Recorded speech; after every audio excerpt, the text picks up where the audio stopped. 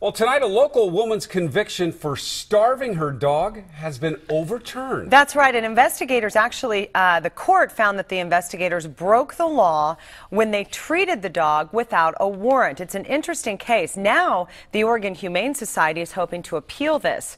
They tell us this ruling only makes it more difficult to prosecute animal cruelty cases. Jessica Morkert is going beyond the headlines on this now. And Jessica, you spoke exclusively to that dog's owner? I did, Kelly, and she tells me that she never starved or neglected her dog, but the Humane Society here, they firmly believe that she did, and they tell me that this ruling is wrong and it could set a precedent. I always fed my dog first, always, before I eat.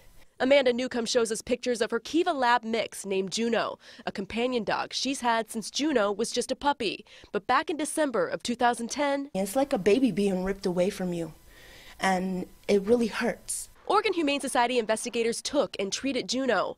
Newcomb tells me she allowed investigators into her apartment after reports of the pet being starved and abused. You're telling me now you never neglected, never did not feed your dog? I absolutely every day fed my dog, every day. But Newcomb was convicted of animal neglect in 2011. According to investigators, her pet was emaciated.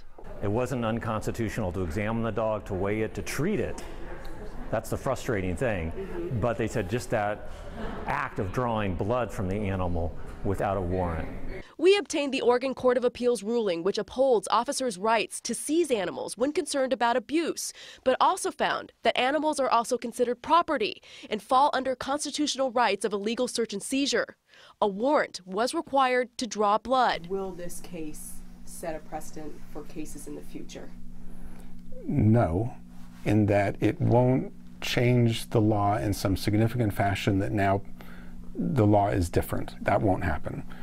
It's affirming the law that already exists, which is that animals are property and that warrants need to be obtained to search things that are property. Animal law attorney Jordy Duckler says the ruling will change behavior for law enforcement for the better, but animal investigators say it will hurt future investigations. That's essential to be able to treat the animal. So that's why it's a very frustrating ruling, and we want it to be reversed.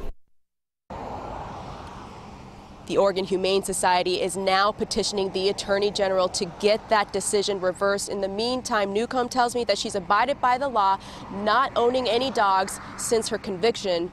Juno has since been adopted out. Live in Northeast Portland, Jessica Morkert, Point 6 News.